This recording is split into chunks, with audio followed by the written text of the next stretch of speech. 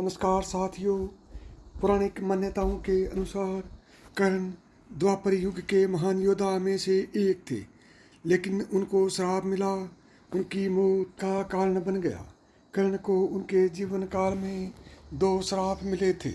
उन्हें पहला श्राप उनके गुरु भगवान परशुराम ने दिया था, जबकि दूसरा श्राप एक ब्राह्मण ने दिया था।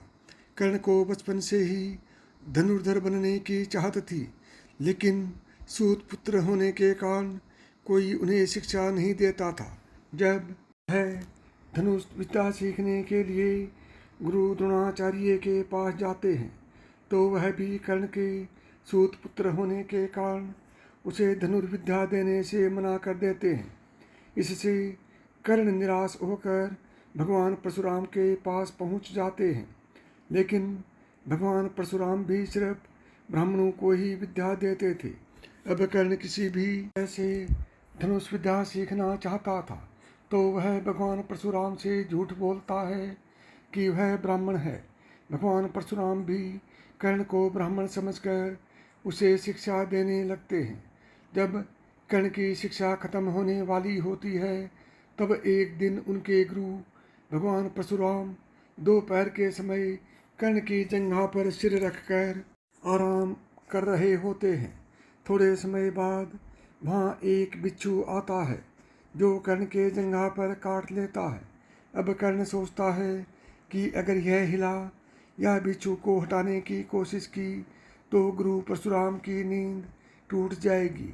इसलिए वह बिच्छू को हटाने की बजाय उसे डंक मारने देता है। कर्ण काफ़ी समय तक बिच्छू के डंक से होने वाले दर्द को सहता रहता है। फिर जब कुछ समय बाद गुरु परशुराम नींद से उठते हैं, तो वह देखते हैं कि कर्ण के जांघ से खून बह रहा है। यह देखकर भगवान परशुराम गुस्से में कहते हैं, इतनी सहनशीलता सिर्फ किसी क्षत्रिय में ही हो सकती है। तुमने मुझसे झूठ बोलकर ज्ञान हासिल किया है, इसलिए मैं तुम्हें श्राप देता हूँ कि जब भी तुम्हें मेरी दी हुई विद्या की सबसे ज़्यादा ज़रूरत होगी, उस समय वह काम नहीं आएगी।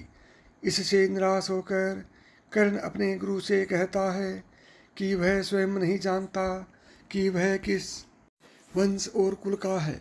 ऐसे में वह सारी बातें अपने गुरु परशुराम को बताते हैं।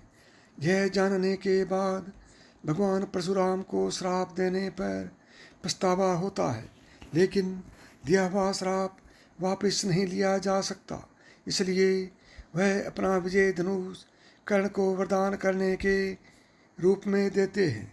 इसके बाद कर्ण भगवान परशुराम के आश्रम से विदा लेते हैं।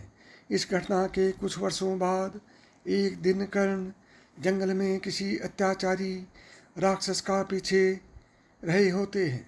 वह राक्षस को निशाना बनाते हुए उसे मारने के लिए बाण चलाते हैं, लेकिन राक्षस अचानक गायब हो जाता है और बाण दलदल में फंसी एक गाय को लग जाता है।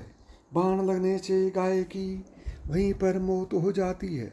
उस गाय का स्वामी एक ब्राह्मण होता है, जो गाय की दुर्दशा देखकर कर्ण को वहीं पर श्राप दे देता है।